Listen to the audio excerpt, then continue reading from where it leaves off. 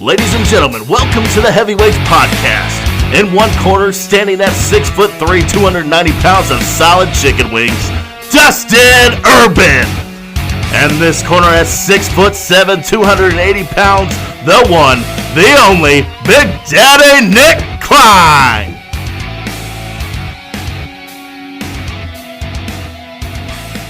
Welcome back, everyone, to another episode of the Heavyweights Podcast. I'm your co-host, Nick Klein, and joining me, as always, is Dustin Urban. I'm just going to let you get right into it. Let's get the XFL over with. All right, week 4 of the XFL. We start out in New York with the New York Guardians and the LA Wildcats. Big plays were not a common theme in this game. LA couldn't capitalize on a few scoring opportunities they had with Josh Johnson throwing for over 300 yards. New York looked rejuvenated, though, with a new quarterback in this week. Luis Perez didn't go out and exactly win in the game, but unlike his predecessor, Matt McGloin, he didn't go out there and lose it for him either. LA had 2 missed field goals and a tipped interception in the second half, and that seemed to be the biggest factor in the game for them. They couldn't overcome that. The Guardians ended up winning this one 17-14. That jumps them up to 2-2 on the season, and the Wildcats look to regroup at 1-3.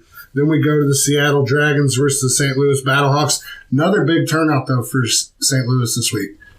You got anything about that? Or I did not pay attention to a damn thing. They're talking about opening up the second level, a part of it. I was going to say, that'd be because the only thing I've noticed with XFL games is the second levels are never open. Right. I mean, it's hard to sell tickets. They're actually thinking about doing it in St. Louis. That's a pretty big deal, actually. Battlehawks quarterback Jordan Tamau found Demontre Pearson-L for a 27-yard touchdown. 2-point conversion was good. It was 8-0 early for St. Louis.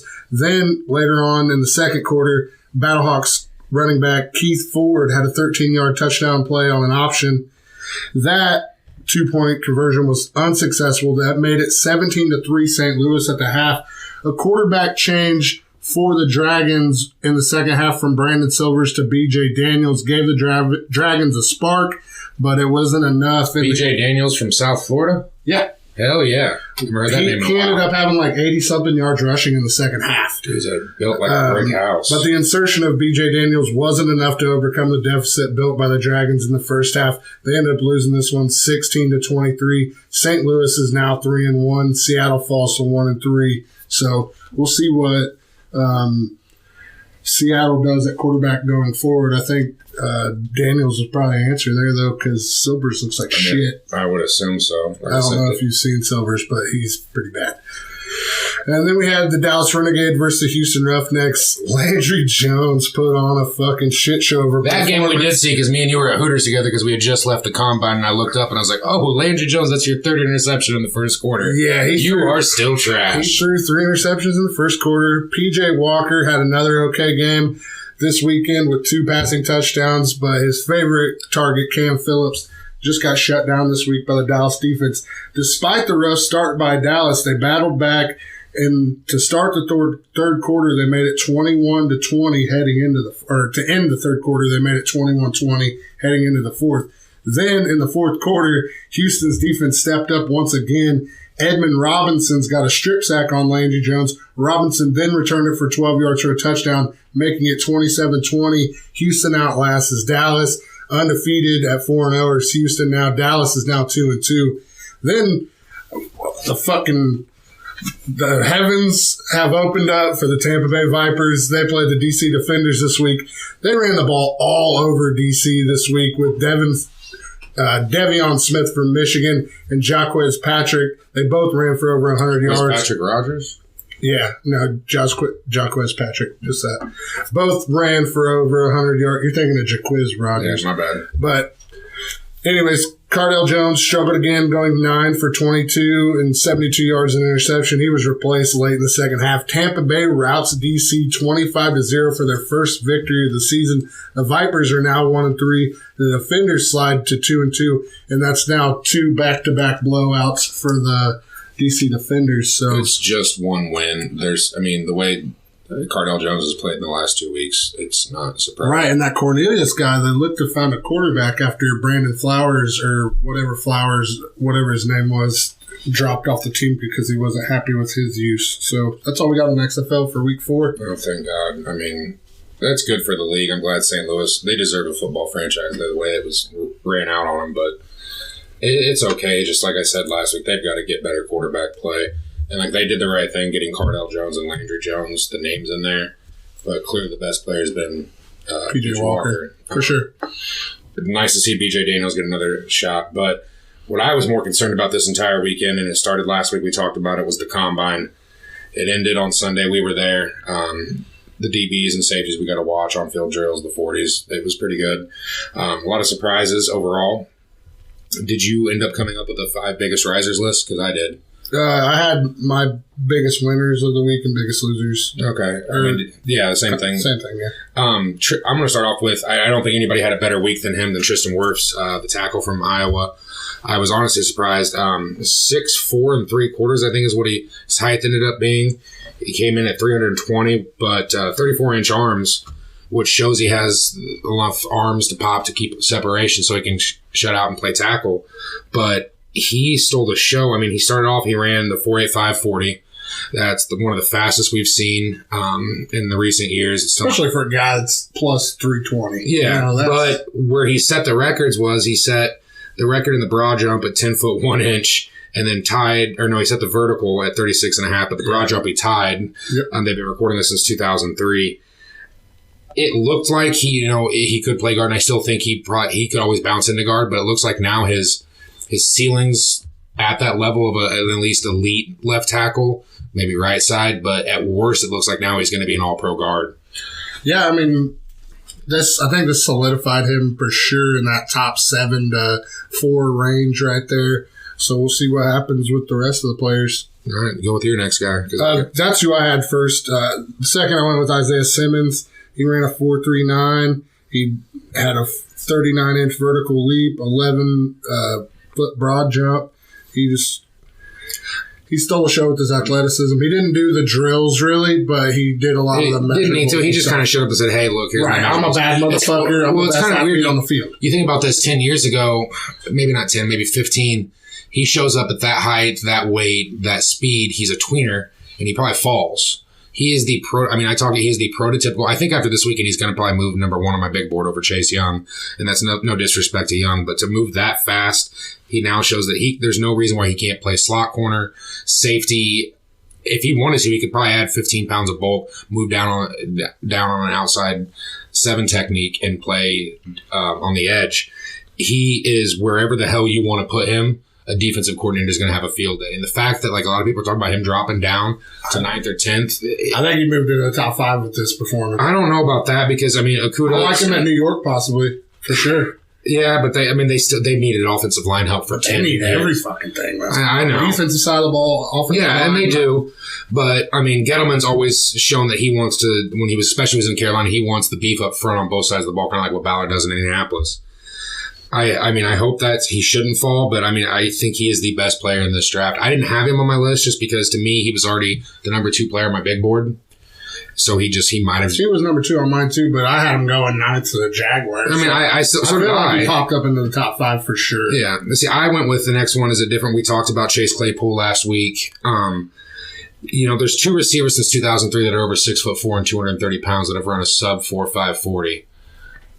Calvin Johnson, who's going to go in the Hall of Fame, one of the greatest receivers we've seen in a dominant 7-year stretch, 8-year stretch. I think it was 8 years that he played. But Chase Claypool came in the heaviest receiver at 238 pounds. He put on 10 pounds from the Senior Bowl weigh-in to the Combine, and he still showed out with a 4.42 40. His 40.5-foot vertical was 4th best among receivers. It's just now he's got that combination. You already saw it on film, the combination of size, speed, and strength in the red zone. He's going to be a matchup nightmare. And that's if he switches to tight end, he's clear-cut number 1 tight end here. He didn't block much. I tried going back and watching some of the film. He'll need some work on that. But right now he's just looking like a red zone nightmare for any team that wants to draft him. I think he's proven himself to maybe in the 2nd round. I doubt it, but for sure a 3rd or 4th round receiver right now.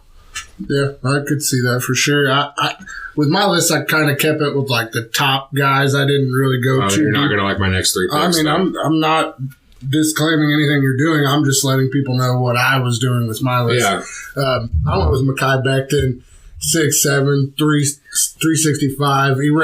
He's the fastest player, or he's the heaviest player to ever run a 5.1. Yeah. And that's the fastest anyone's ever ran at that weight.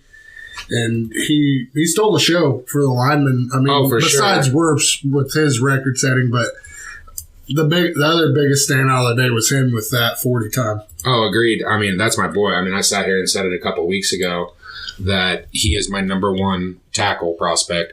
I had him going number 4 to the Giants. I don't think that changes now. There's no reason it should. But I was a little upset. He tweaked his hamstring. He's got the quick feet. You see it on film. You'll see that at the pro day. I wish I could have seen him on the field activities with the sled, with the bags and everything. But, I mean, for sure, I mean, to run that fast, to be that light on your feet, unreal. I mean, think about it this way. He only ran 0.06 seconds slower than AJ Epinesa from Iowa, who came in at only 270 pounds. So, terrible day. Yeah, bad week. I mean, it's not end-all, be-all, but it can cost you a couple $1 million with your draft slide, where you're going to slide. I went later rounds for my next 3 picks for biggest risers. Most people haven't heard of him. His name's Kyle Duggar. He is a D2 player from Lenoir-Rhyne down in Georgia. I think he's going to solidify himself now between the third best safety behind Delpit McKinney now for me. He comes in at 6'1", 217. We saw him on Sunday run the 40. He came in at a 4.49, the sixth fastest. Right. And for safety, you want them no slower than a 4.65, probably 4.6. DBs you want under, like corners you want under 4.5. But he had that. He had the 33-inch arms. His vertical was number 1 among all corners and safeties at 42 inches, and his 11'2" broad jump was number 2 among safeties. He's got the athleticism, the quick twitch. But when we were watching the drills, when he was dropping back and side to side, they have a deep ball drill where one of the coaches throws basically a long bomb down the field, and they have to break when they're told and then track it down, like almost like a center fielder type catch. The fluidity he had on everything to be able to track that ball and catch it at the top point jumping. He just looked good in everything he did. I think he's going to go day 2 now, maybe day 3. We'll see. I would lean more towards day 2, but right now, I mean, no one's talking about him. But I think over the next month, you're going to hear a lot about him. Yeah, with 4th on my list, I went with C.J. Henderson out of Florida. No corner is going to come within striking distance of Jeff Okudah as the top prospect at that position. But Henderson is for sure probably pulling ahead as the second best corner in this draft. He looks solid. With his 4.39, he had a really great workout. He just looked smooth everywhere he was at. And all the drills, he looked really smooth. And I liked him. I liked his workouts. Probably the best out of everybody. What was his 40? Was it a 4.39? 4.39. Yeah. Okay. And then Jonathan Taylor.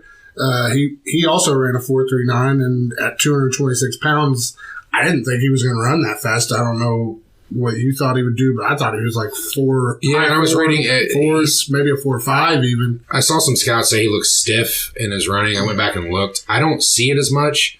His 3-cone drill wasn't impressive, but for me, the still biggest thing, no matter what, like I was impressed with the 4.39. Is his fumble issues. But I go back on, if you've got a back that's carried the ball consistently, had at least 1,900 yards his first 3 years, yeah, you worried about the touches in college. But the fumbles you can work on. Look at Tiki Barber. Right. He couldn't Peterson. Couldn't hold on to the ball. You live and let go, I guess. Push and pull is a better way to say it. Because he's an elite talent. I think he solidified himself probably as the 3rd best back behind probably J.K. Dobbins and Swift. Zach Moss had a terrible week, and we'll talk about that later. Edwards, Clyde Hilaire is okay, but like I think he's good. But just Taylor, that 40 times solidified it for me. I went a different direction the next time, though. A guy for me that I think for sure might maybe sneak into the first round, but for sure solidified himself as a day 2 pick. You'll appreciate this. Is Neville Gallimore. If anybody doesn't know him, he's a D tackle from Oklahoma. This dude is a monster. He came in at 6'2" flat, 304 pounds, and ripped off a 4.79 40-yard dash. That's faster. Bad mother shit show. That's faster than what Joey Bosa and J.J. Watt ran the last few years at the Combine. It's honestly the second best tackle time since 2006. Khalil Davis at a 4.75. His tape wasn't there. It looked like he took plays off. He has some tendencies where he stands up in his stances, but during these bag drills, he was quick. He was coming off the edge. You have those couple where you have to rep through the bags. He was dipping his shoulder. He's got the bend there. I honestly think this moves him up to number 4 on my D tackles behind Ross Blackman, Javon Kinlaw, and Derek Brown. You got to also think, some of these guys are getting that really good NFL training going into some of this. So that also might elevate. You could say that. No, I'm just saying, just maybe. A lot of these guys that were 4 and 5-star athletes were working out with all pros already at their camps. They've been around this, especially guys that you see that have gone to Oklahoma, LSU, Notre Dame, USC, Alabama, Clemson. They have these NFL type coaches with them 24/7. It's a way of life. It's just, can they finally put it together? And that's where you question some of these things where guys like this come to as a high recruit and then they're just inconsistent. Rashawn Gary would be a good example last year. But you just want to see those times. And at his time, I mean, to be that big and run a 4.79 is unreal. Yeah. He's good enough, I think, now to be a serious early second-round pick. I can see that. Did you have anybody else? I gave you 2 in a row. I did you? 4th and 5th. Yeah, I just... Okay, well, my last guy, another, it came from Southern Illinois as a safety. We saw him on Sunday too. Jeremy Chin. He came in at 6'3", 221 pounds. He ran the 40 and 4.45. The broad jump was 11'6", and then his vertical was 41 inches. He had 13 interceptions at SIU. Looks like he can play up in the box, move side to side. I think he was probably a fringe draft pick coming in because I looked at him like I haven't finished my big board completely. But it looks like now this kid's going to get a chance to probably be a 6th or 7th round draft pick. But he's got the size. He'll need some coaching on his footwork. His hips are a little stiff when he's moving in, but he's got the size and quickness and strength. I think he had 22 bench reps at 225 to play into the box, which is what you always, I think, ask for a safety nowadays. They've got to be able to play all over the place. But those are my top 5. It was a really good workout. I love that they changed some stuff this year. They actually did more consistent drills. They took away some of the stuff. I know they're talking about getting rid of the bench press, which they should.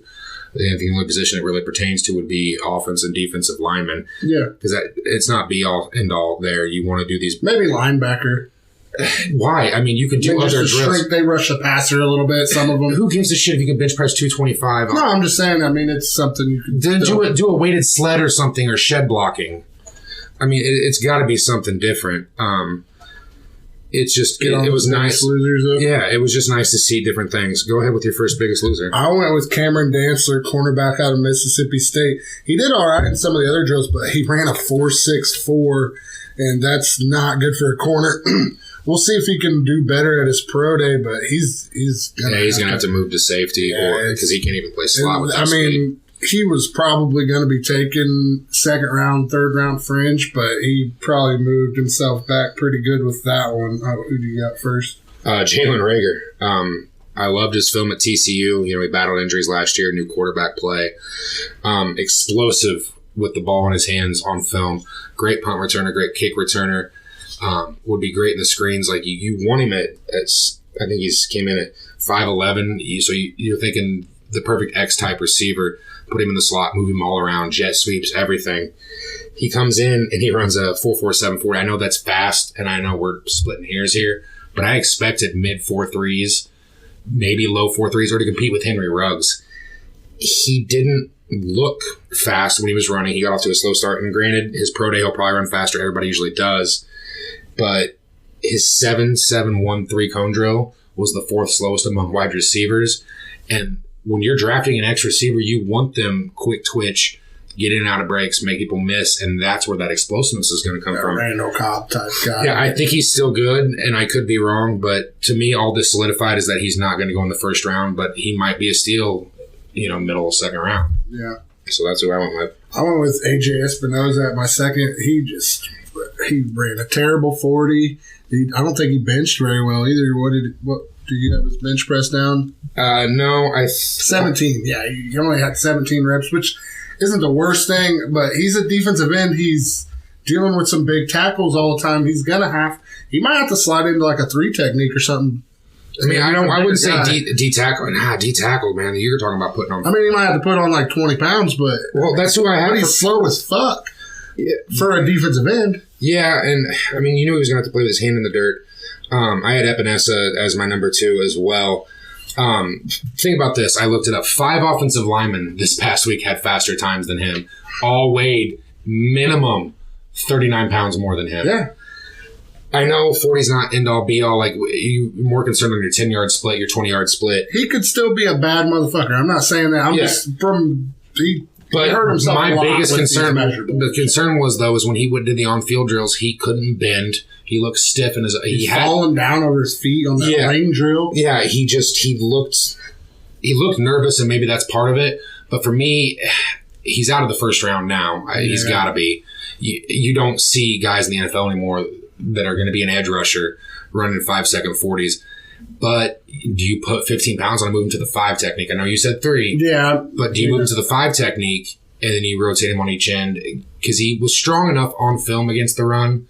You're not drafting him to be a premier pass rusher. I mean, he's going to – if we base it off of his college film, he'll have flashes for 3 or 4 games. But he's going to disappear. Right. That's not a round 1 type player. He's out of the first round for me. Yeah, same here. Who goes at 3? Reeves' boy, who I'm not the biggest fan on, but I watched some film. Zach Moss out of Utah State. Yeah. Good running back. Tackle breaking machine. Dude, or Utah, right? My bad, yeah. I mean, that Pac-12 championship game, he just ran over Oregon. I was hoping he was going to – he's bulky. He's not going to run fast. Dude ran a 4.65. I would have expected more out of Jonathan Taylor than him. But he also ran a 4.37 in his 20-yard shuttle. Shit. With Cam Akers having a great weekend, that former 5-star recruit out of Florida State, he's moved down for me 5th, maybe 6th best running back now in this class. You're looking at 5 through 7 because running backs are a dime a dozen. You can take a flyer on him. He can make people miss, but you wanted to see a little more quick twitch out of him. He's a bowling ball that wasn't as quick as he needed to be. That's who I had. I went with Juwan Jennings, wide receiver from Tennessee. He ran a 4.72, and he had a 29-inch vertical leap. So both are the second worst at the receiver position, and he's 6'3", 215. He's a big body, but, I mean, those numbers, I don't know. I know, and before we get any further, I mean, anybody out there listening, I know numbers aren't be-all, end-all. I mean, stats aren't. You can look at anything you want. These numbers still matter, and you have your exceptions of athletes that'll come in and just test poorly. I mean, Jerry Rice ran a 4.6, and he's the best receiver of all time. You remember Cordy Glenn? Yeah. Great D tackle, ran, I think, like a 6'2". Right. But he was also 340 pounds.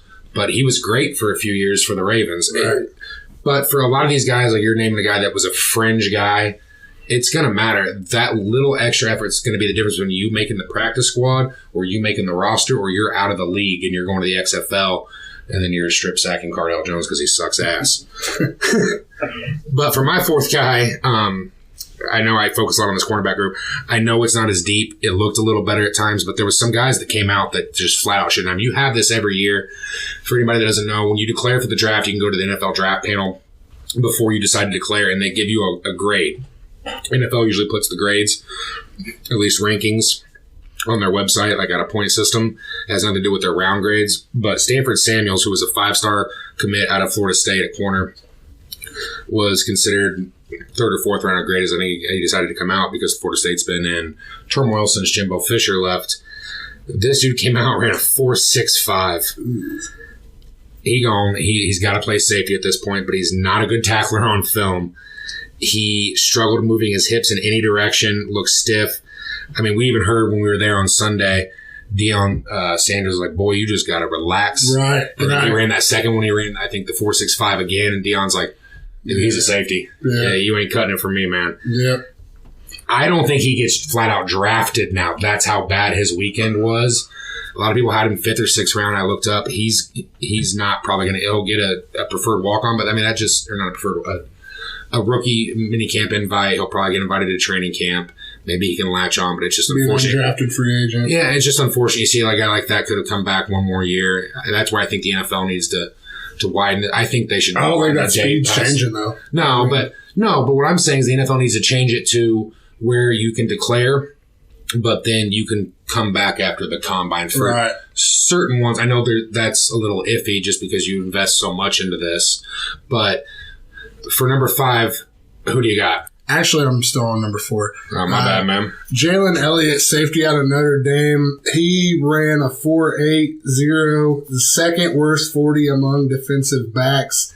I really liked him, but I really didn't. I'm a huge Notre Dame fan. You can look around this office right now. Like, I don't hate him, but like, he's just not a reliable tackler. Alohi was a better safety than him. He was just really stiff in his signals and problems with the short area work. So we'll see what happens with him, I guess. I mean, I get that. I mean, who was your last biggest Trey Adams, offensive tackle out of Washington. 6'8", 318 pounds.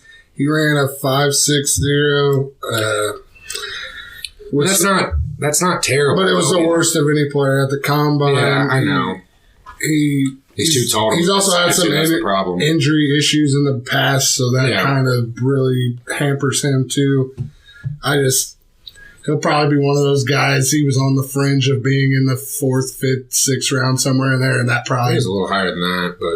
But I think that'll probably drop him around to like 7th or undrafted. I mean, now we've got pro days coming up. Hopefully he can run a little faster. I mean, if he can knock off 0.2 of a second, that can show that maybe he was a little nervous or he did have an injury, which you'll have a lot of that.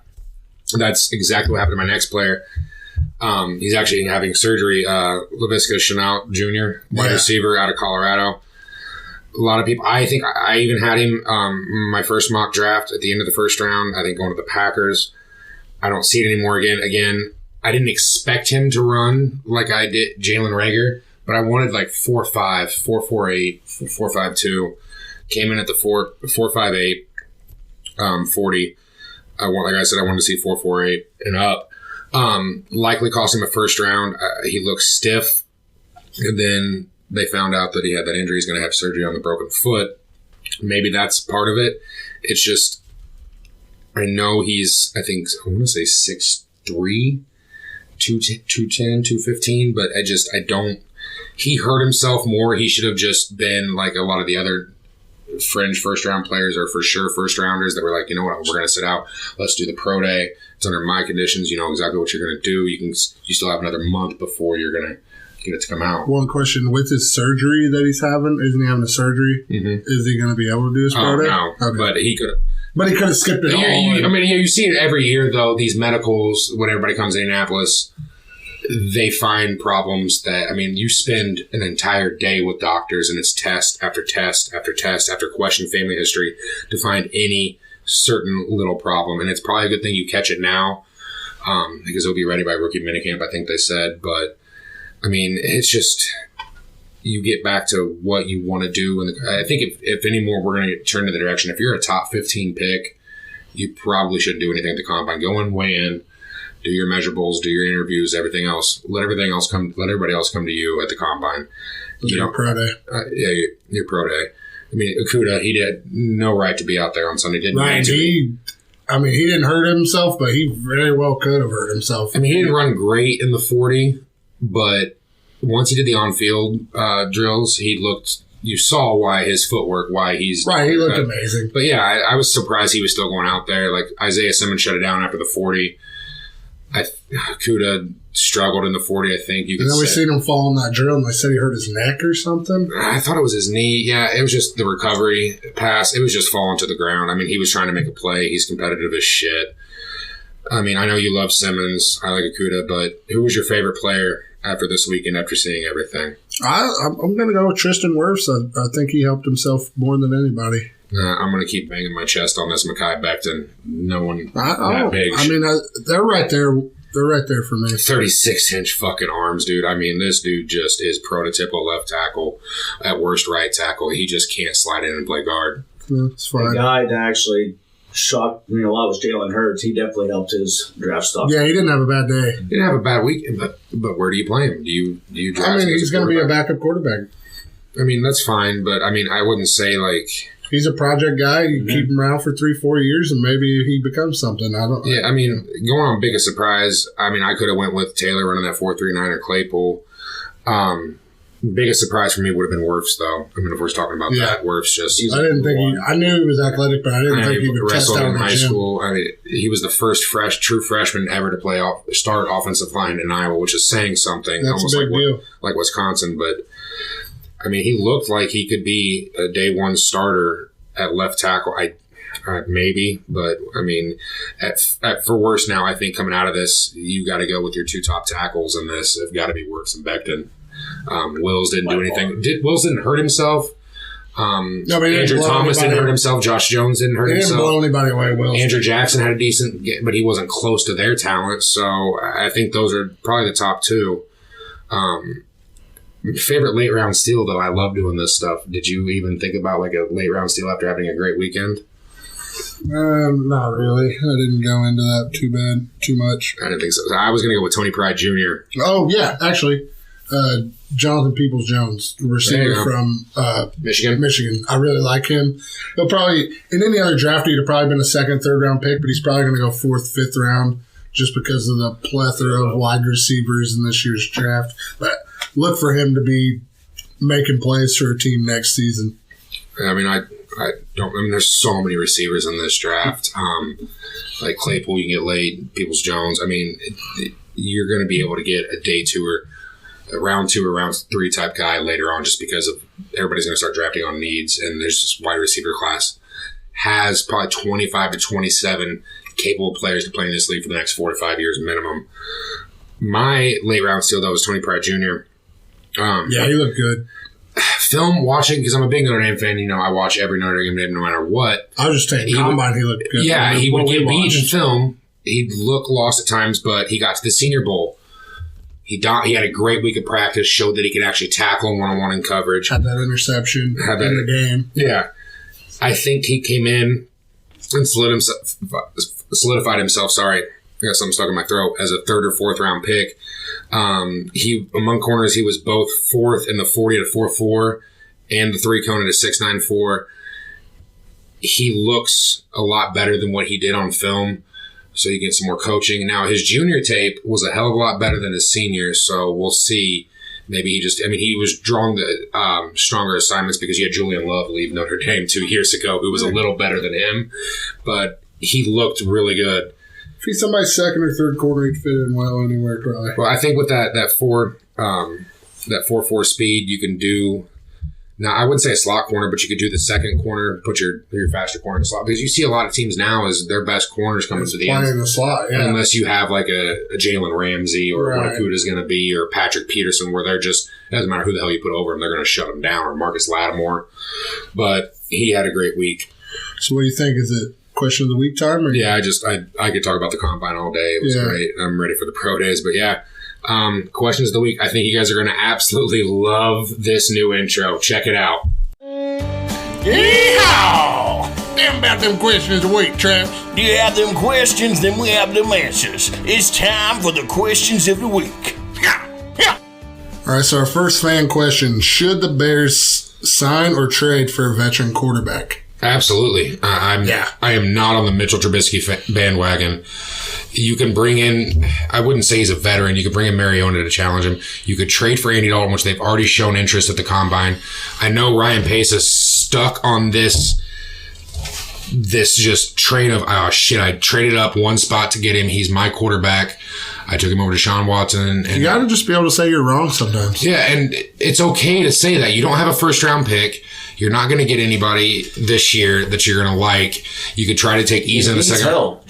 For Trubisky to succeed, he needs help. I like the kid still. I think you got to give him at least one more year. I think you got to bring in some competition, maybe. That's what I'm saying. Bring in a Bridgewater's, but I would definitely. If you bring in Bridgewater's not going to Bridgewater's taking that job. Yeah, he's going to beat out Trubisky. It's not going to be close. He's taking the job, and it's over for him. Yeah. So I'm still slightly on that Trubisky train. I've seen him live, but you've been sucking this dude off since he got drafted for some reason. I actually hated the trade that the 49ers did. Of course you did. No one should hate that. The 49ers did. I just laughed what the Bears did. Everybody should hate that trade. I think you got to give Trubisky at least one more shot. Right? You got to bring in some. You bring in competition. You're not going to get better this year because of him. He's not good. He took a step back. His numbers were statistically worse this year than they were his goddamn rookie year.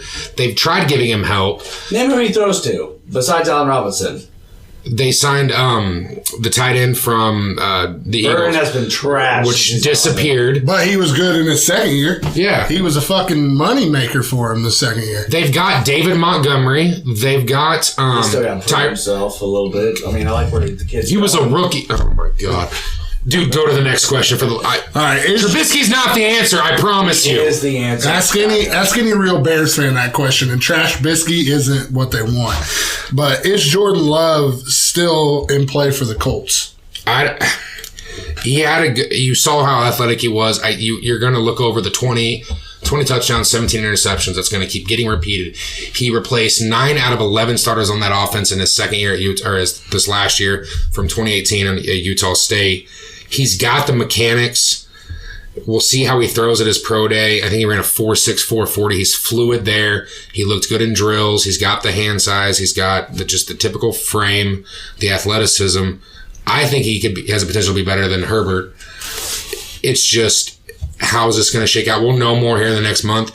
If I would guess right now, is he still there at 13? Not a chance in fucking hell. See, if Ballard thinks he's the man, then draft him. But don't trade up for him. You've got don't trade up for him. But if Ballard really thinks he's our guy moving forward, then you take him. But I'm not. I don't. Personally, I'm going with best player available, and I don't think he's not in my best player available to a certain extent with the Colts, but I still think he's not in my top 15. So I'm taking a defensive tackle, possibly if one of those very good 2 top wide receivers drops, and they probably won't, but if they do, then I'm grabbing one. I think Ruggs, Lamb, out of the 3, Ruggs, Lamb, and Judy, I think 2 will still be there at 13. You look at that hard, but you can also come back. You got the 34th and 44th pick. You can come back and get a hella good receiver help there. Do you take an edge rusher, which you need help there? I think people forget that too. They can shore up that 3 technique in free agency. Chesson might be there for him. Who? Clavion Chesson or Chesson. Chason. I swear to God, he should call fucking hockey games because his pronunciations are so bad. I think it should be just Chaz. You should shut the hell up. I agree with both of you on that. I just don't see the Colts going with Love at the 13th. I mean, if he's there, I wouldn't be against it at all. You're going to have to replace Brissett at some point. He's not the answer. I'm riding with him next year, though. We'll see where. But if you think Jordan Love's the answer and he's there at 13, yes. But if you're asking me this right now, though, I don't think he's there at 13. I think he is a top 10 pick right now.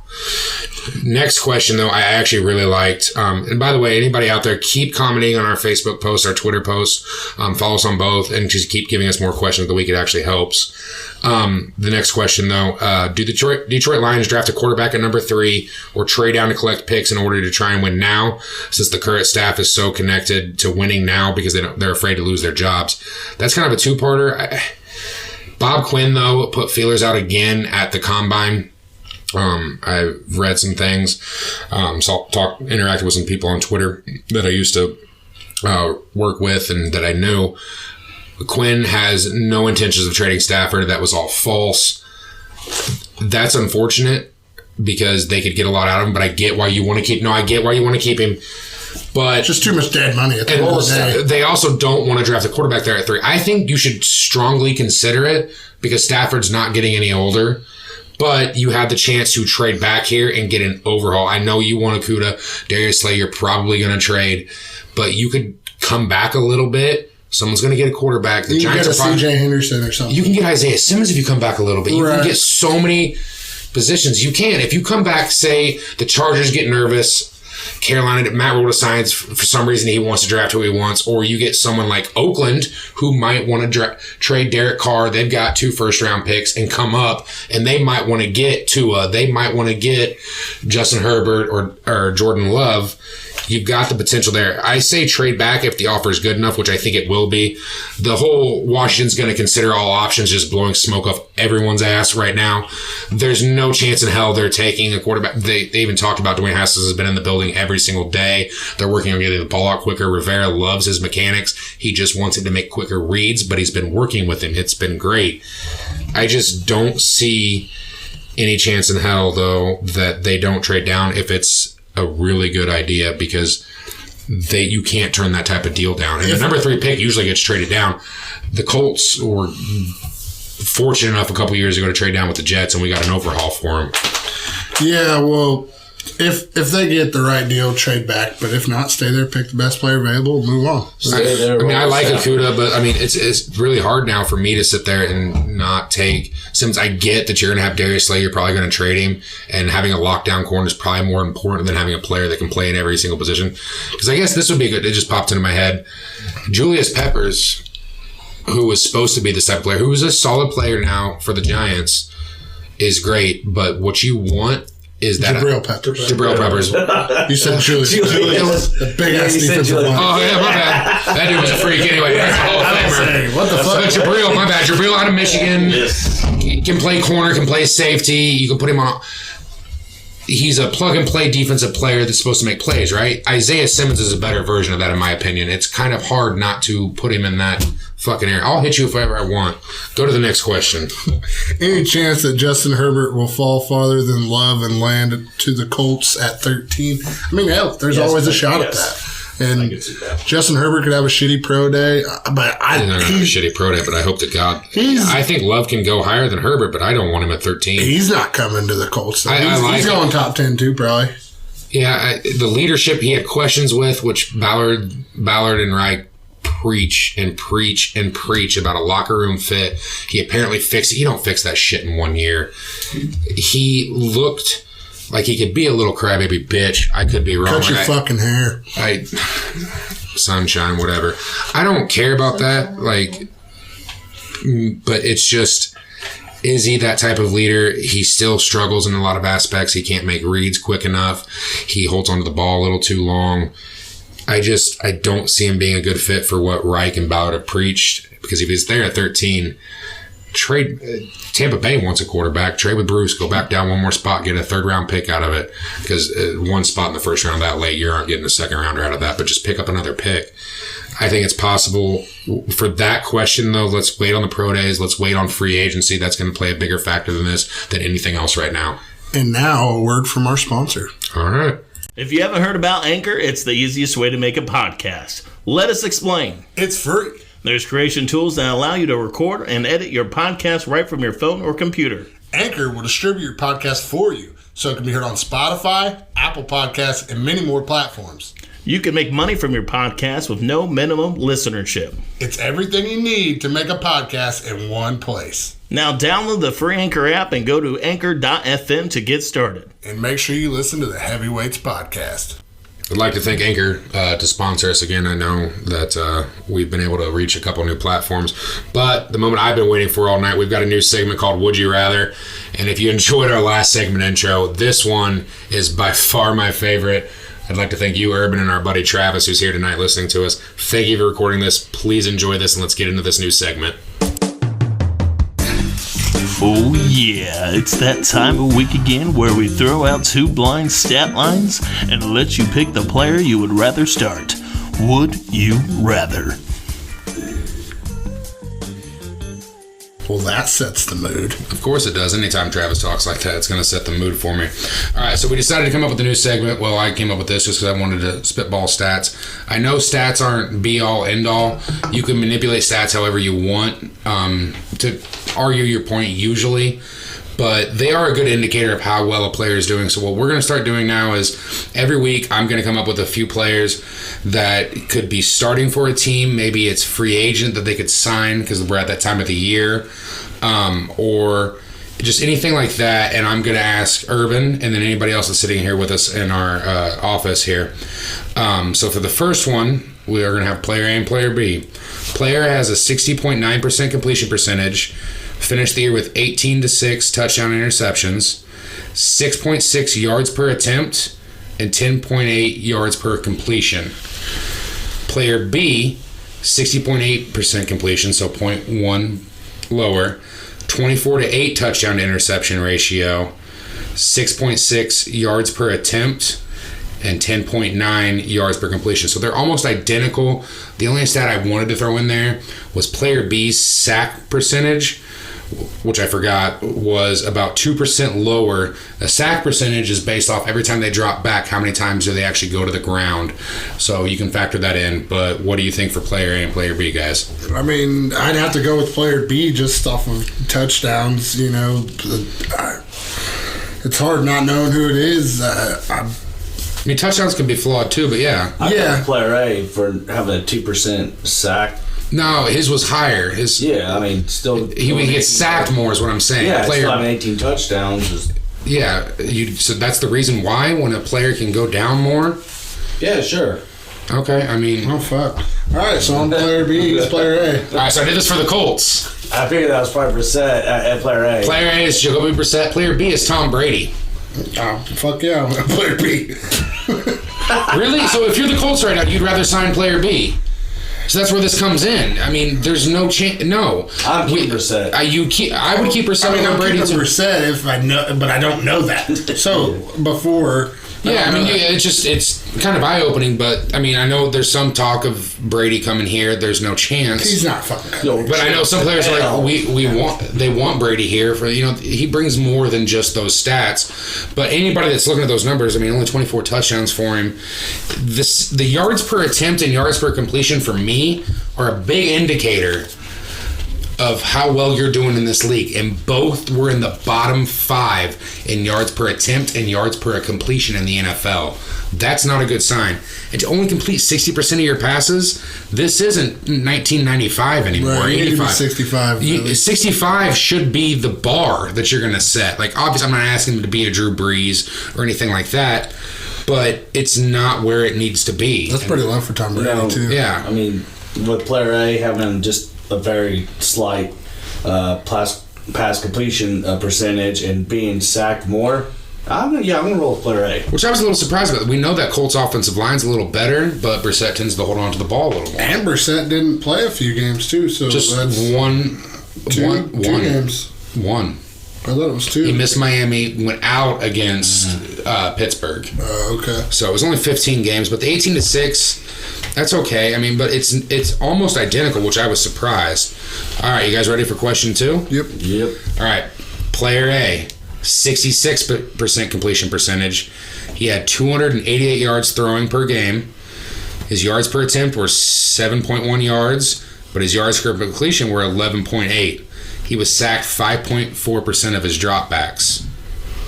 Player B, 60.7% completion percentage, 319 yards per game, however. Identical yards per attempt at 7.1, but this player led the league in yards per completion at 13.4, but he was sacked 7% of the time. So you can see that, I mean, he might have had a troubled offensive line. I think I know who player B I think it might be Jameis. I was thinking Ryan Fitzpatrick, and I'm going to go with player B on this one. Yeah. I'm going to go with player A. But I wish I had their interceptions. The interception percentages were about 1.2% off. So player A was about 1.2% less. But player B, I will tell you, had, I think, about 90 more attempts throwing the ball. Okay. I'll go with A. You still go with A? I'm going to go player B. All right, player A, this is for the Tampa Bay Bucks. Player A is Phillip Rivers. Oh. So both had it, and player B is Jameis. A good call. So, I mean, you have that right. Jameis had a struggling offensive line. Not to say Phillip Rivers was great, but he was sacked a little less. I mean, if I would have put the 33 interceptions in there, you would have known straight up. And I'm trying to take that away from here. Yeah, I'm trying to take that away because if you hear the name, you're going to hear just... That looked like Ryan Fitzpatrick's stats there for their program. I don't think he threw for 300 yards a game. No, I don't think he was at 300 yards a game either. But, I mean, Jameis led the league in yards per... See, I think when you look at quarterbacks, there's 3 stats that you want to look at first before anything else. And for me, that's completion percentage, yards per attempt, yards per completion. That yards per attempt, you don't want to see it down around anything under, I think, than 7 minimum. Otherwise, you're getting a dink and dunk because that's showing the coaches can't trust them to throw the ball downfield. Completion, you can, if you have better wide receivers, which Jameis did. He had 2 All-Pros. Granted, Keenan Allen plays with Rivers. Rivers can still complete the ball, but he's just turnover prone. And a lot of it's going to be indicated on when they're losing games, too. That's why they're... Jameis is as turnover prone as they come, though, too. Yeah. But I'm still taking Jameis over Rivers. Going forward, yeah. There's been some head steam, though, that Rivers might land in Tampa Bay. That's why there's a lot of talk of that. So, I mean, I don't think the arm strength's there, but everybody's saying Philip Rivers is going to Indy, and I don't fucking like that at all. I don't either, but it just goes to show that Bruce Arians can coach anybody. It's just, if we could get Jameis down to 15 to 20 turnovers a year, he's top 10 in this league. Maybe. He lets it go. You ready for number 3? Yep. All right. Player A, 6.1 yards per attempt. You can see my theme here. 9.6 yards per completion, 209 yards per game, sacked 7% of the time. Player B, 6.6 yards per attempt, but 11.1 yards per completion, 268 yards per game, sacked 6.5% of the time of his dropbacks. Player B. I'm gonna get if I had to guess though on player A, I think that's Ryan Tannehill, and then it is not Tannehill's numbers. Tannehill was yards per attempt number 1 in the league.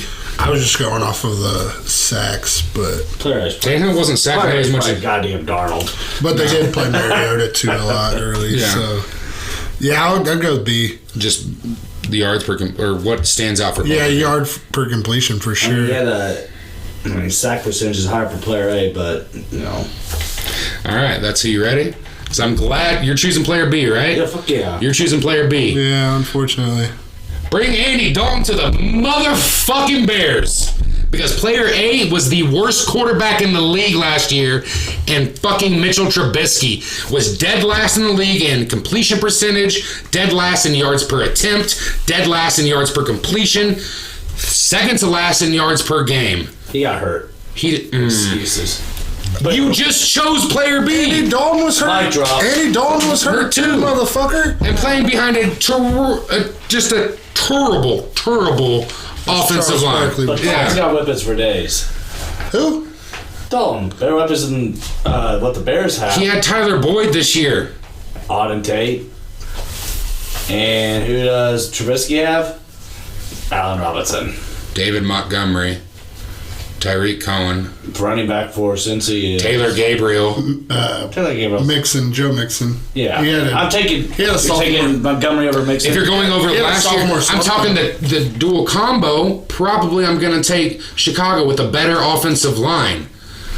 Yeah, they kind of hurt this year. Cincinnati's offensive line was garbage. I'm not saying Chicago's was good. Yeah. But Cincinnati's was garbage. And I just showed you that Dalton was a better quarterback. And I'm not saying Dalton's great. Trubisky's not it, bro. I like Dalton over Trubisky. I just think Trubisky deserves one more shot. Then why? It's his 4th year, right? Going into his 4th year. He probably won't get an option. I think you just... Why you can't just if you can improve it, if you can improve on it now, why not do it? My thing with the Bears is if you can go get a Teddy Bridgewater and fucking admit you were wrong with Trash Bisky. But Teddy, he went 5-0 with the fucking Saints this year. That's the Saints, though. Okay, but he went 5-0 with the Saints. That is where you worry about it. But the Bears have a better defense than the Chiefs ran into that when they signed what's his name from New England when New England went 11-5. Matt Castle. Yeah, Castle. But the Bears have a better defense. When he went to Arizona. Bears have a better defense than the Saints. They don't have a better offensive line. They don't have a better running game. But you put Teddy Bridgewater in there, he manages games. And if you get him... we only seen one season full of Teddy Bridgewater, right? 2.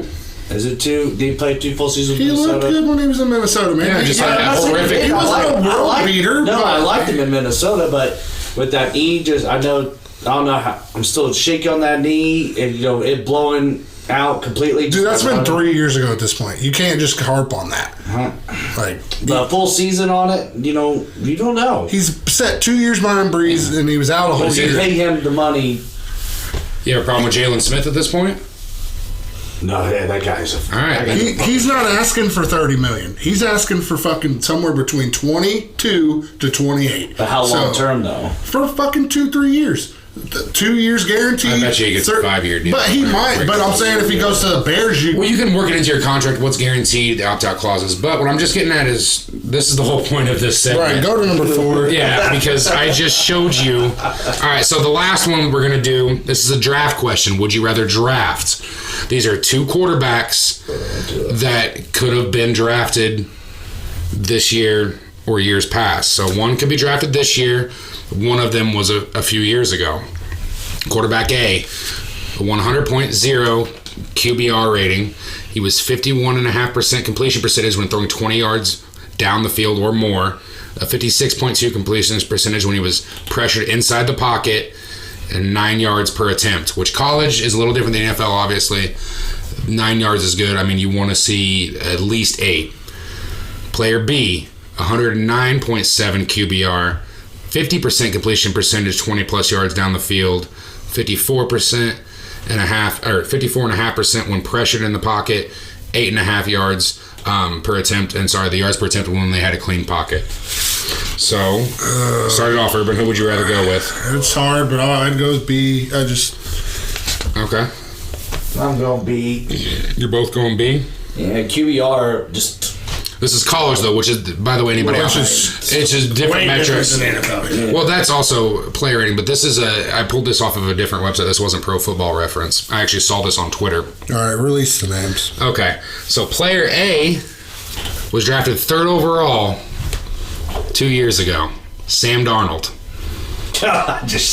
Player B is probably going to go in the 2nd round this year, and that's Jacob Eason, who has all the tools in the world, but he's been bitched. Locker 2.0. Not even close. Locker was smaller, didn't have a cannon of an arm like he did. Eason... Jake Locker had injury issues coming in. And I liked Locker. He shouldn't have come back from Washington that next year because he probably would have been the #1 overall pick. But Eason's got the tools, but you question his work ethic. You question why did he get bitched by Jake Fromm, who had a terrible week at the Combine, and he left. And he was good, but not great in Washington with Peterson coaching him, who is just a guru of a coach who's now retired. But it's just good. I mean, draft. I mean, we can look at stats all day, but like the 50+ completion percentage, throwing 20. I mean, it shows they had trust in the receivers downfield. It's just not the greatest. And I get like once you get like 10 yards outside, especially outside. The QB rating sold me 109. I mean, that's not much though. I would have looked more at. Yeah, that 9.0 and 8.5 really almost had me, but I like what I picked. That's fine. I mean, I like Eason too. We look back on Darnold. I think a lot of with Darnold has to go with he went to USC. He was in the spotlight, started as a freshman, and he did develop. And I like Darnold, but it's just it goes to show you that. I mean, it just. You want to talk about? He was talking about Trubisky a couple minutes ago. You want to talk about a guy who hasn't had a lot of weapons around him that you still haven't seen the full potential out of yet. I think Darnold's right there. I mean, I'm not saying he's. That's an understanding. It's because Adam Gase is still their coach, right? Right. We were talking about. We met someone at the Combine this weekend. Yeah, he's a Jets fan. He's a Jets fan. I was like, I'm sorry, but Gase shouldn't be the head coach there. Shouldn't be allowed to make player personnel decisions. He is not an offensive guru. He's just flat out not. He's still riding on Peyton Manning's coattails. And that's what Mike McCarthy We're going into wanted, they gave it to Gase instead. We're going into year 3 with Darnold, right? Yeah. They haven't gotten him shit. Like, they overpaid Bell, which is fine. He's still elite. They got him Bell, but then they also gave him, like, here's your practice squad offensive line. Good luck. Well, that's not good enough. All right, we'll pull a guy out of retirement that's 14 years in the league, and Ryan Khalil. That didn't work out.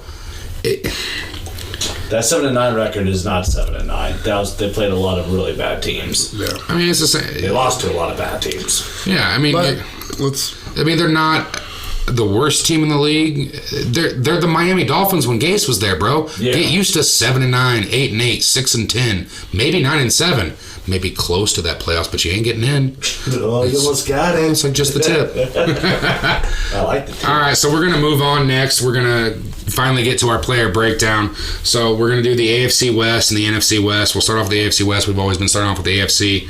So we'll get right into it, and we're going to start about the Chargers. Yeah, they finished the year at 5-11. They looked really sketchy at times. They're probably going to be, or they are moving on from Phillip Rivers. We know that. Yeah.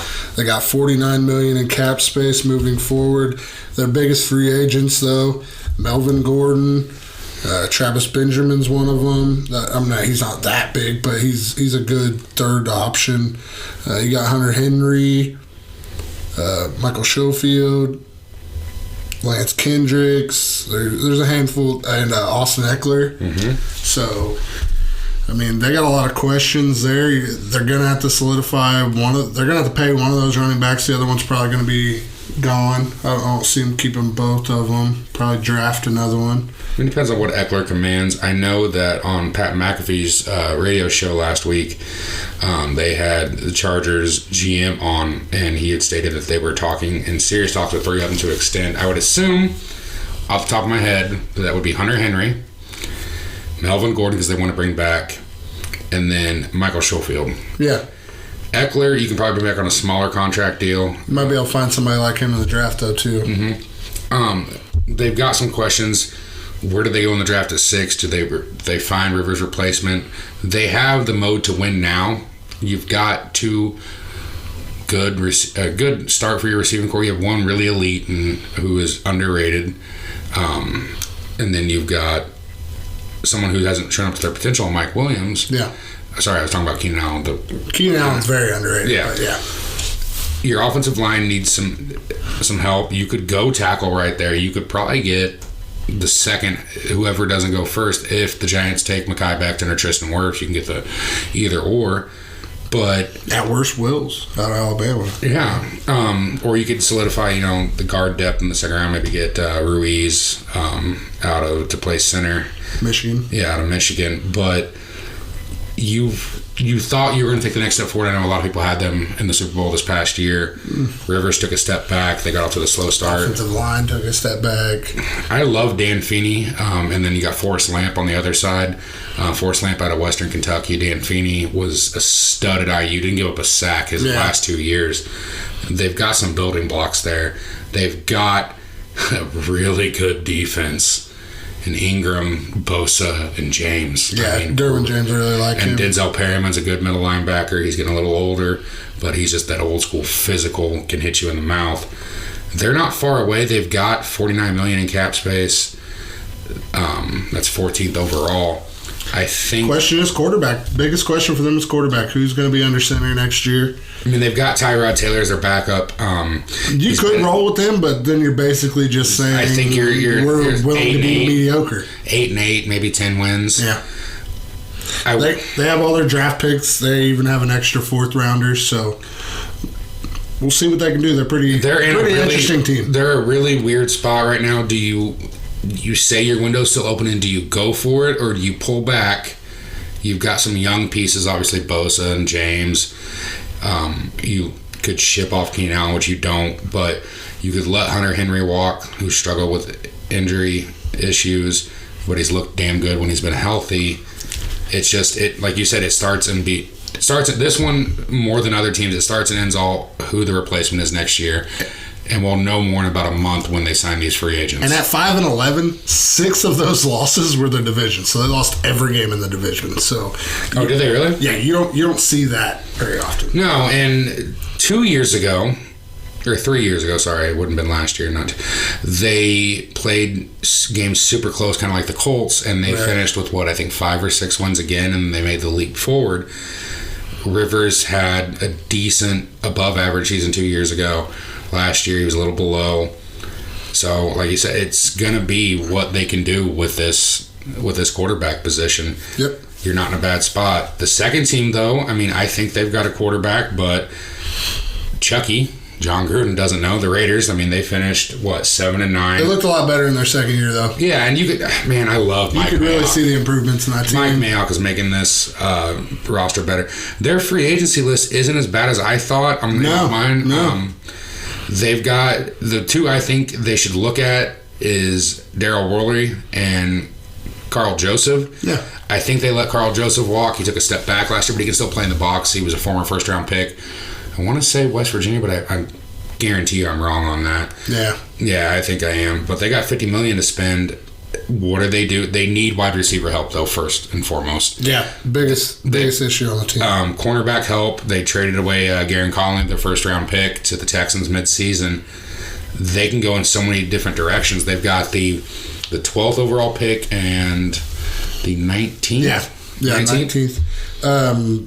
They got 3 third-rounders, and the only thing they're missing is the second-rounder and a sixth-rounder, but they have 2 first-rounders and 3 third-rounders, so, I mean, can't beat that. And you were right about Carl Joseph. He did go to West Virginia. Oh, wow, okay. Well, the funniest thing, we talked about this before we started the podcast tonight, we were going over our notes. They have Deion Jordan, the former 3rd overall pick, and I forgot he was still in the league.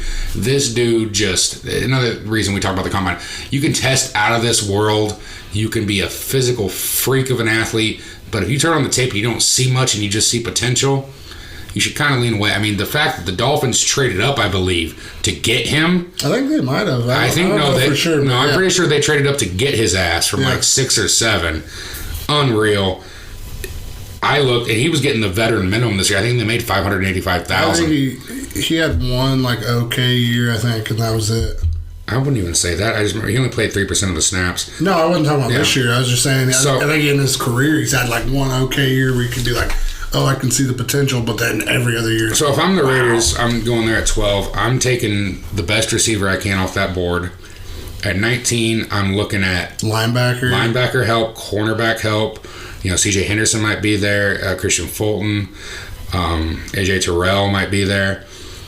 Or receiver again, like if you could get Judy and say Lamb drop somehow or Ruggs kept dropping, that'd be unreal. I don't see that. I mean, I could see you getting one of those 3 guys at 12, but that would be crazy. Maybe Ruggs drops to 19. I don't think after the weekend he just I don't see Lamb or Judy dropping that far, man. I really don't. And so what would you do with the quarterback position? I'm rolling unless you can get Tom Brady. Which I'm not. I don't like him in Oakland, but I mean, if you can get Tom, go for it. Trade Derek Carr, get a 3rd or 4th round pick for him. But I'm rolling with Derek Carr. I'm rolling with Derek Carr. He's shown in spots that he could be a pretty good quarterback in this league, and when you put the talent around him. We're talking 3 years ago. This dude was an MVP until Trent Cole sacked him on that Saturday night game and broke his leg. I'm rolling with Derek Carr over Tom Brady. He hasn't had weapons. I know Reeves was talking about it earlier. He hasn't had weapons. Right. Tyrell Williams was a bust. Now, they found a gem in Waller at tight end. They've got Josh Jacobs. They've got the pieces. Mayock's going to draft well. I guarantee you. I don't see him drafting poorly. Yeah. You're going to find the pieces.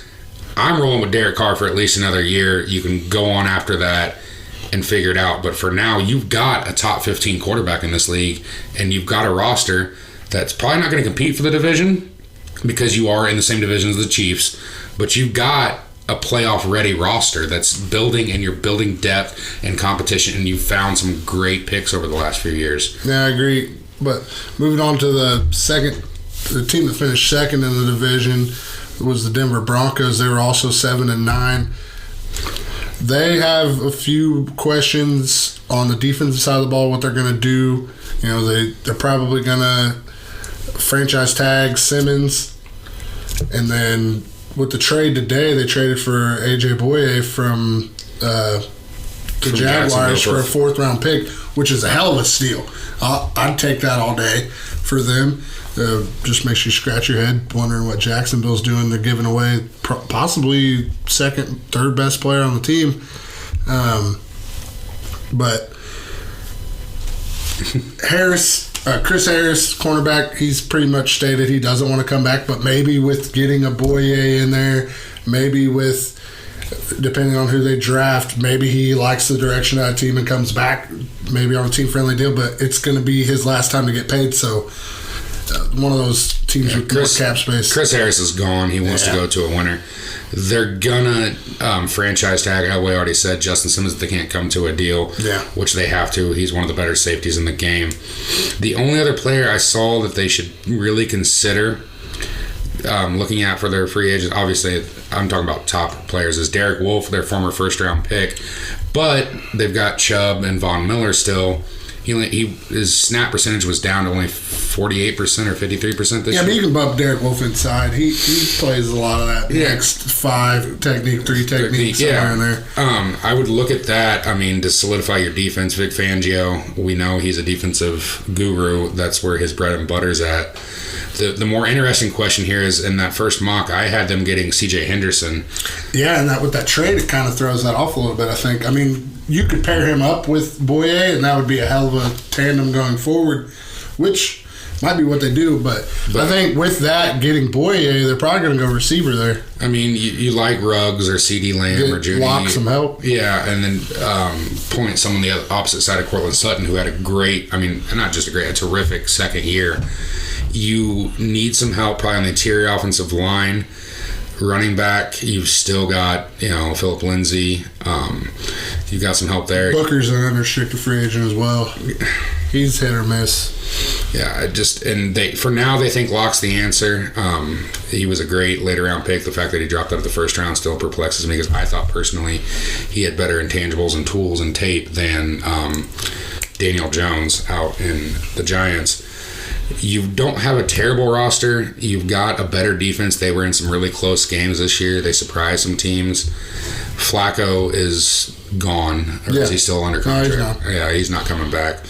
Bring in a veteran backup. Like, I know it sounds weird. You could bring in Mariota, who might be able to teach Locke how to control the ball. The one thing Mariota's good at is red zone turnovers. He limited himself there. It's another team in limbo. I'm not sure where they go. If Locke's not the answer, it'll show this year. But I think going receiver in that first round or early on and getting some more offensive weapons. You had Noah Fant last year, right? Or was it? Yeah. Was it Fant? Yeah. And they got all their picks up till the 6th round, so they don't have a 6th or 7th round pick, but they got all the first 5. So they just lost their 4th rounder. Well, yeah, I guess they did lose their 4th, but they gained a player like AJ Boye. You're not finding probably that talent there in the 4th. So. I mean, the whole problem is this whole division has to chase one of the best quarterbacks in the league. Move on to them, yeah. Yeah, the Chiefs, who won the Super Bowl champs. They've got $14 million in cap space, which isn't one of the worst situations in the NFL. In the 27th, they've got some interesting free agents. I'm going to name off a couple too that I think are probably done and retired. Terrell Suggs and LaShawn McCoy. They're probably gone. I bet Suggs goes back to. Easy. Look for him to go to New England. Or a team like Baltimore, maybe go back to Baltimore. I think he retires. He won the Super Bowl again, 17 years in the league. Hey, Defensive player of the year. Maybe he's still got that passion, you never know. Chris Jones, they're going to franchise tag. Have to. Maurice Claiborne. He's just not the You let him walk. You got Fuller. I'd rather, you got Kendall Fuller, former first round pick, Maurice Claiborne, former top 10 pick. Reggie Ragland. Yeah, and I got him down too, but his defensive snaps decreased. But Bashard Breeland had a decent, not great year at corner. I mean, so all 3 of your top corners, they're up for grabs. Yeah, I mean, but that defense played better, and then Emmanuel Ogba, who played almost 70% of the snaps. You've got it. The defense played better down the stretch. That's why I told you they were going to win the Super Bowl. Their defense was looking better. You're going to have to get creative here. You're going to have to rework that Sammy Watkins deal or cut him. I don't know what his dead cap hit is on the salary cap at the end or this season, but he is probably your 4th option now at receiver. When he's gone, he's probably 3rd, 2nd. Tyreek Hill. Yeah. You've got Travis Kelce. Oh, yeah. And McCole Hardman. Sorry. Receiver. Sorry. He's for sure 3rd, 4th option. So, I mean, that's not a bad...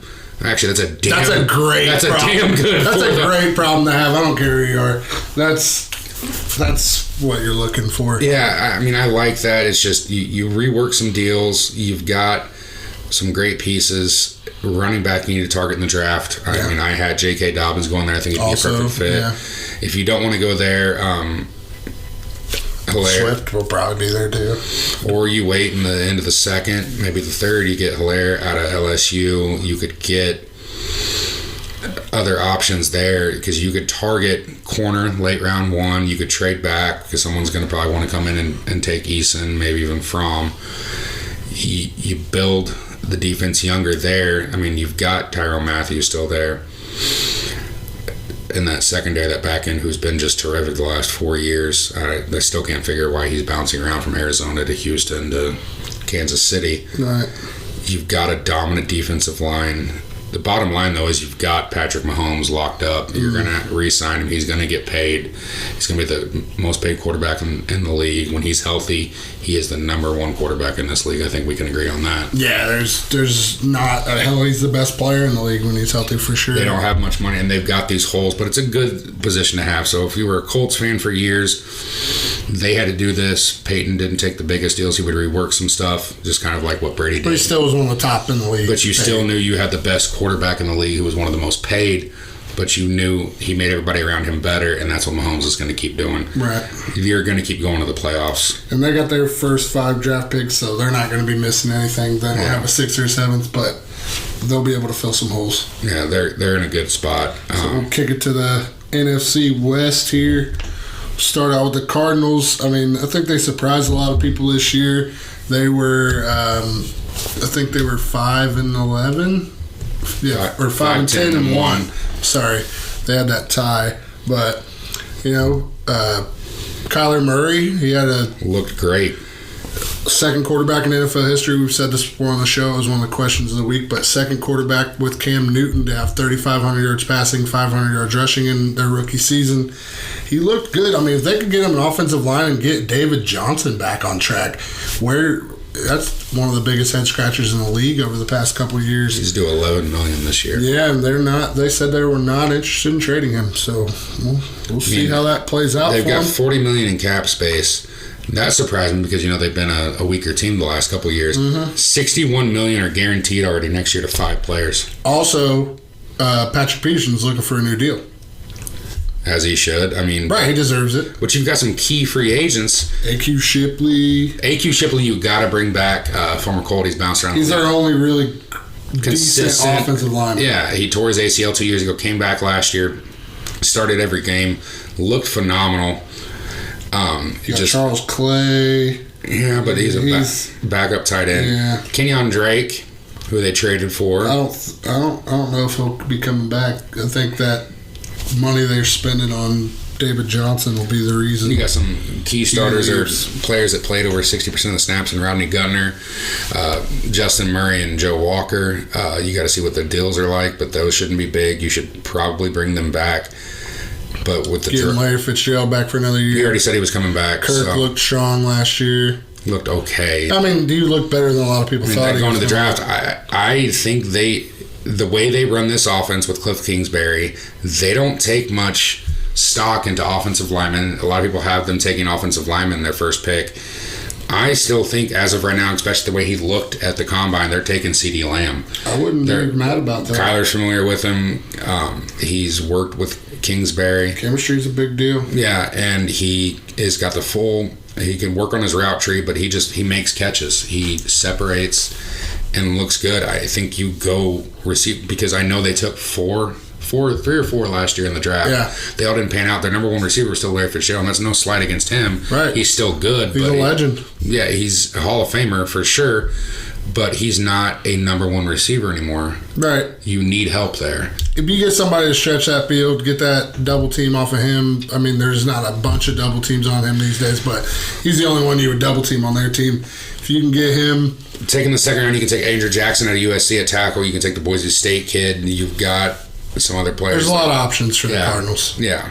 But the second worst team in the division, the Rams, Los Angeles Rams, they went 9-7, took a step back after losing the Super Bowl. A lot of Super Bowl losing teams don't return to the playoffs. But their biggest issue last year was Todd Gurley, man. He never got healthy.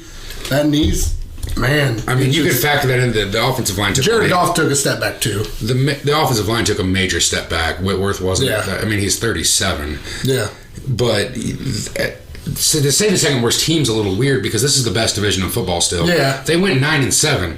They were 2 games out of the playoff hunt. Yeah. AFC, they make the playoffs. I don't think that's a question. You've got some guys you need to bring back. One that you flat out aren't going to be able to pay is Corey Littleton, the linebacker, he's getting paid. Yeah, he's gone. Dante Fowler, who they traded for, Was solid, not great. Yeah, what type of money is he looking for? He didn't blow up. He's still a damn good player. Yeah, he is. But that's that whole defensive line. They had 4 first-round picks on it. Yeah.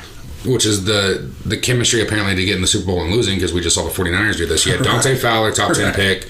Michael Brockers, I think, went 13 overall. He's probably going. He's a free agent. And then you had, obviously, the best defensive player in the league in Aaron Donald, still no matter what. You got Nicole Roby-Coleman on a team deal or a team option.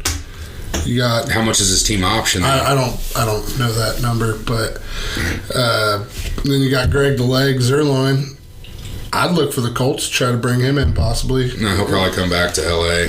He loves it there. I saw that. I have it written down, but he's coming back. Whitworth is a free agent but wants to come back for at least one more year. How much is that? He'll still be your starter on the left side. I still say you bring him back. You got the dynamic Blake Bortles. He's out on the open market. You never know what's going to happen there. Get the fuck out of here. That was a joke. The Seahawks, at least, though, they started off the year, Russell Wilson looked like an MVP, struggled a little bit down the stretch. They went 11-5. They've got $45 million. Clowney's not probably coming back, though, right? Yeah, I mean, he could, obviously, but you're not giving him $20 million. He might. Ziggy Ansah was a waste. Bust. I mean, not a bust, but he didn't pan out for Seattle. Their former first-round pick, Jordan Ifede, Michael Kendricks. Well, they had 2 stars in the offensive line that are up. Ipati, the former first-round pick. I think his time's up. He started every game. And then Jermaine Ifedi, tackle, who struggled mightily his first few years. He's an average starter, maybe a little below.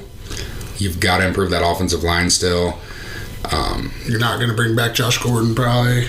I mean, the weed shit might change, so... Yeah, but it won't be till the next CBA, so it wouldn't matter for him. If they passed it this summer, it'd come back right in effect. Okay, well, then you're probably losing Monty Lynch. Marshawn Lynch, he's not coming back. Yeah, that was just a playoff thing. Yeah, that's... I didn't... But they're pretty good at running back with Carson and Penny, I think. Yeah, Rashard Penny. And I like that. It's just the draft, again, it's weird to say this about a Pete Carroll coach team. They need help on defense. Yeah. I mean, they had that dominant defense. They paid all the money. They've obviously left since then. You need a linebacker. You need an edge rusher. You could use help at corner. You could help at every position there. They're not doing bad, too. They got an extra second-round pick after trading Frank Clark to the Chiefs last year. Yeah. So we'll see if they can fill some holes there. Then we go to the division winner, the 49ers, your Super Bowl runner-up. They were 13-3 on the year. They got a lot of cap problems as well. Yeah, they've got $13 million, which I was a little surprised. They're going to have to rework some stuff. I don't know who they cut. I haven't gotten that far into it. Emmanuel Sanders is up. He was getting paid $11 million. He's not worth that anymore. Maybe $5. Yeah, I'd like that deal. Yeah, but I think he's going to want more. But if you could bring him back for $4 or $5 million somewhere in there, that would. And you could do $5 million, maybe do 2.5 guaranteed incentives. But Jimmy Ward, starter at safety, former first-round pick, Northern Illinois, great starter, underrated. He's not all pro, but he's good. Sheldon Day, a plug-and-play D tackle that was on their rotation, good against the run, not great at pass rush, but they just needed people to get breaks because Eric Armstead's up. Yeah, I don't think he's coming back, man. He said he's open to the franchise tag, but I don't know if that's in their plans, really. I think John Lynch is going to try to find something elsewhere. Yeah, I could see it being a side and trade, kind of like Frank Clark with Seattle. That's definitely in the option. That's probably their best bet because they don't have a lot of draft spots. They got their first round pick. They don't have a second, a third, or a fourth. They got 2 5th-rounders, a 6th-rounder, and 2 7th-rounders. So not a lot until late in that draft where you're basically you're drafting guys that might maybe make your roster. With the way he played this season, he's a damn good run defender. Oh, I'm not saying he's not. No, let me finish. Yeah, solid. But you're not getting a second-round pick out of him. I don't think he's not as good as Frank Clark was. Yeah. A 3rd-rounder would be great. Might be able to get like a 3rd and a 5th from like the Jets. Yeah. You could probably get a 2nd-rounder from the Jets if they have one. Yeah, I like that. I think they got to let him walk. It's more, I guess, the way what we're saying is he's not worth a 2nd-round pick to us, but if your team needs that interior defensive lineman and you don't think there's going to be a person there in the second or third round, you'd probably be willing to give up that second round pick. See, I'm not saying he's not worth it. I'm just saying what I've seen from other teams over the last year or so. Or trades, they're not getting what you would think. It's hard to give up that first round pick anymore. It really is. Yeah. The way this CBA is, that's why it's got to be reworked. It's because these first round guys get the 5th year options. You're able to bring them back for an extra year. And it's hard to give up that extra year in a trade unless that's an elite player. Like Khalil Mack was an understatement. I mean, we know he's great, but where's he got in Chicago? Yeah. 0 playoff wins, 1 playoff appearance in 2 years. Right now, if you looked at it, I think most people would say the Raiders are in a better spot than Chicago. Yeah, especially, I mean, the Bears, they just got to get a fucking quarterback, man. I mean, that's so no, much but I mean, but year. The Bears, though, I mean, they are the fucking definition of one player away, I think. I mean, you could say that for the last 45 years for them. They've never had an elite quarterback. Yeah, I mean, they've had Grossman. They've had. I'm not a Bears fan at all. I'm just saying, get somebody in there that doesn't turn the ball over and can hit open receivers and see where the fucking cards fall. We'll talk about them next week when we cover the NFC and AFC North, but it's just the 49ers. You're going to ride with Garoppolo one year. I know there's been some rumors with Brady. There's no way that's happening. Just let it ride, see what they can do with this defense is still going to be there. Garoppolo could take another step forward and get him some help with some receivers. This draft class is loaded. He could use it. They've got one of the best tight ends in the game. You've got a damn good running game. Your offensive line is elite.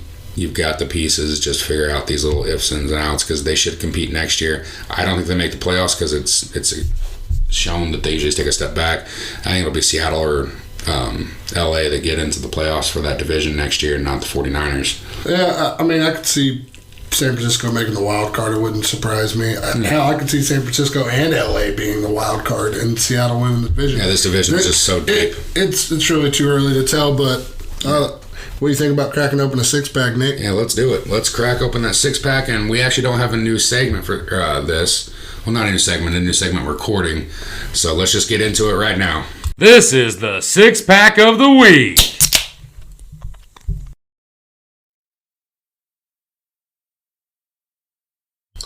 All right, let's crack this first one open. Who is the youngest player ever drafted in NFL history? Was it a first-round pick? Yes. 10th overall. To Seattle? No. Shit, because I was thinking that pass right. Bruce Irvin would have been my guess, and that's still going to be my guess. That's Amobi Okoye, Houston Texans. He was 19. He was out of Louisville. I don't know if you remember him. He entered Louisville very early. He graduated. All right, so second one. Since the NFL merger, who was the oldest player drafted into the NFL? Also a first-round pick. Vinny Testaverde? Because hell if I know. Brandon Weeden. Because he went to the freaking base Yankees and then... Right. Yeah, drafted by the Browns. Number 3, who has the most receptions in a single game in NFL history? In a single game in NFL history. Terrell Owens? You're close. He got second. Brandon Marshall with 21. Okay. Him and Jay Cutler hooked up for that one. All right, number 4. What season did the Miami Dolphins go undefeated? 72. Yep. Okay. What is the oldest stadium in the NFL? The oldest stadium, Soldier Field? Yep. Opened in 1924. What team holds the NFL record for consecutive losses? Tampa Bay Buccaneers. Yep.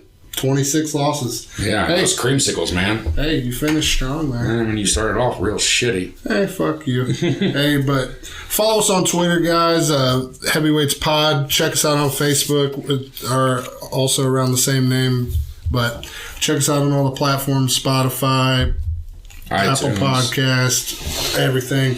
Really appreciate you guys listening to us. But we really appreciated the last few weeks. I know we're just starting over and it sounded a little terrible, but next week we'll be covering the NFC North and AFC North. Yep. We might come up with some different things until then, but for now, that'll be our main thing. We'll obviously do the normal segments, but please go ahead and like us on Facebook, follow us on Twitter, and then interact with us too. We're going to put the questions out of the week later tonight. Our links will be below this, wherever you listen to us, whether it be iTunes, Anchor, anything like that, or Facebook, Twitter, anything. Everything will be there. So we just hope you have a great week, and we'll see y'all next week. Tell your friends and tell their friends.